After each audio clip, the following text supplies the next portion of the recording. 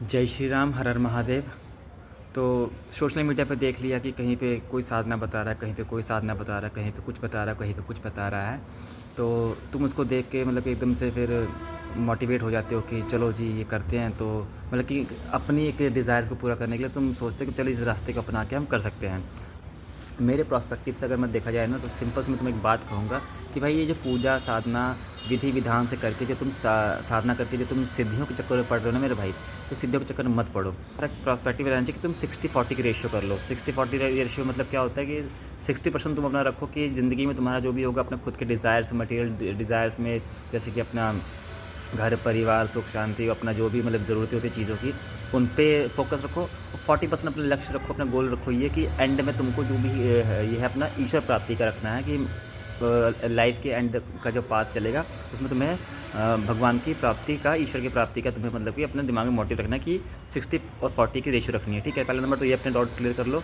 दूसरा नंबर कि भाई सिद्धियों के चक्कर में तुम डायरेक्टली भागोगे तो सिद्धियाँ तुम्हें बर्बाद कर देंगे। ठीक है ना, कई सारे केसेस में ऐसा मैंने देखा भी हुआ है, सुना भी हुआ है और जनरली हो भी जाता है। कई लोग सोचते हैं कि यार इस इंसान ने कर लिया, इसके पास ऐसी शक्तियाँ हैं तो मेरे पास क्यों नहीं हो सकती। भाई ऐसा नहीं होता है। तो उसके लिए उसकी तुमने वो तो देख ली कि शक्तियाँ हैं उसके पास, वो उसके पास वो देख सकता है, वो ऑरा स्कैन कर सकता है, वो उसके पास ध्यान दृष्टि वगैरह सब कुछ है, पर तुम्हारे पास नहीं है। पर तुमने ये तो देख लिया कि उसके पास शक्तियाँ हैं, पर तुमने ये नहीं देखा उसका कि उसने उस शक्तियों को पाने के लिए तपस्या कितनी करी हुई है। क्या तुम्हें पता है उसने इस जन्म में कितनी तपस्या करी हुई है? क्या तुम्हें पता है कि उसने अपने पिछले जन्म, उसने अपने पुनर्जन्म में कितनी तपस्या करी हुई है? नहीं ना। तो बस वही चीज़ें कहते हैं ना कि नेवर जज a book by its cover, यानी कि कभी भी किसी चीज़ को देखकर ऊपर ऊपर से जज नहीं करना चाहिए। तो सिंपल सा चीज़ है।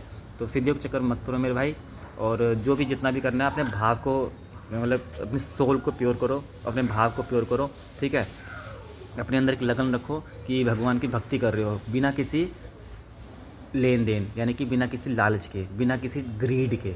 ठीक है, इंसान लालची हो जाता है, वहीं पे थोड़ा सा मतलब दिक्कत हो जाती है।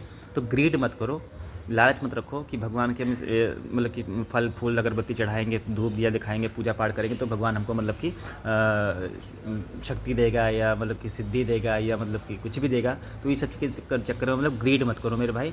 अगर करना है तो सिर्फ और सिर्फ अपने भाव को और अपनी आत्मा को प्योर करो, अपनी सोल को प्योर करो। उसको बताओ कि मैं जो भी ईश्वर के आगे जो भक्ति प्रार्थना जो भी कर रहा हूँ, धूप दीप कर रहा हूँ, इसका मेरा सिर्फ और सिर्फ एक ही उद्देश्य है, एट द एंड में ईश्वर की प्राप्ति का, भगवान की प्राप्ति का, मोक्ष की प्राप्ति का। ठीक है ना, जब तुम इस द्वार पे चलोगे तो जो सिद्धियाँ हैं ना, सिद्धियाँ मेरे भाई ये ऑटोमेटिक बाय डिफ़ॉल्ट ही तुम्हारे पास आएंगी। ठीक है ना, तुम कुंडली जागरण के चक्कर में भागते हो तो अपने सातों चक्र के जागृत करने के चक्कर में भागते हो।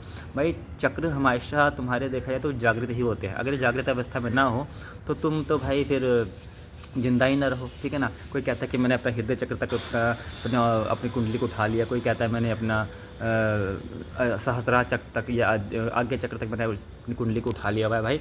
तो ये कभी उठाया नहीं जाता मेरे भाई इनको। ठीक है ना, ये ऑलरेडी एक्टिव होते हैं, बस खाली तुम्हारे जो जंक्शंस होते हैं ना, जो 7 तुम्हारे मेन जो तुम्हारे जंक्शंस होते हैं, जो हमारे एक यहाँ पे, एक यहाँ पे, एक यहाँ पे, यानी कि 7 मूलाधार, स्वादिष्ठान, मणिपूर्ण और अनाहतः, विशुद्धि, आज्ञा और सहस्त्रार, ये जितने भी हमारे चक्र हैं यहाँ पे जंक्शंस होते हैं। हमारे जो 72,000 कोशिकाएँ होती हैं, इनके इनके यहाँ पे जंक्शंस होते हैं। तो ये पॉइंट मीटअप करते हैं। तो यहाँ पे तुम जितनी ज़्यादा अपनी एनर्जी को ब्रेकअप करके, अपने द्रव्य को रोक कर उसको एनर्जी को जब ऊपर एनरोल करते हो ग्रेविटेशनल फोर्स के मतलब कि अगेंस्ट जाके, जब धरती पर बैठ के जब तुम साधना पद्मासन में जब बैठते हो, तो जब इसको तुम अपनी एनर्जी को जब ऊपर की तरफ अवेक करते हो तो वो उस पॉइंट पर जाके मीटअप करती है। ठीक है, जैसे कि इस चक्कर पे, इस चक्कर पे और इस चक्कर पे, मणिपुर पे, मतलब अलग अलग जगह पे मीटअप करती है। तो जिस चक्कर पे जाएगा उस लेवल की तुम्हें छोटी छोटी सिद्धियाँ प्राप्त होती है।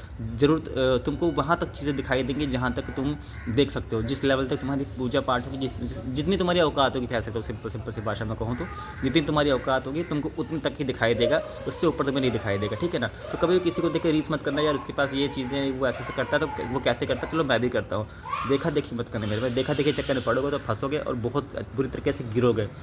तो ज़्यादा वीडियो को मतलब कि लंबा ना खींचते हुए सिर्फ इतना मतलब मोटा मोटा समझाने की कोशिश करूँगा कि सिद्धि साधनाओं के चक्कर में मत पड़ो। करना है तो ईश्वर की भक्ति करो, और ऐसे भाव से करो, ऐसे सोल से करो, ऐसी मतलब कि निष्ठा से करो कि बस एट में तुम मतलब ना एट द एंड में मतलब क्या होना चाहिए कि ईश्वर की प्राप्ति, मोक्ष की प्राप्ति, मोक्ष का द्वार तुम्हारा मेन लक्ष्य होना चाहिए। ठीक है ना, तो फिलहाल के लिए इस वीडियो में इतना ही। बाकी बहुत कुछ है अभी बात करने के लिए, लेकिन अभी आहिस्ता आहिस्ता करेंगे, स्टेप बाय स्टेप बातें करेंगे, जैसे जैसे कमेंट्स का कैसे कैसे फ्लो रहेगा उस हिसाब से बातें करेंगे। तो फिर अभी के लिए जय श्री राम, हर हर महादेव।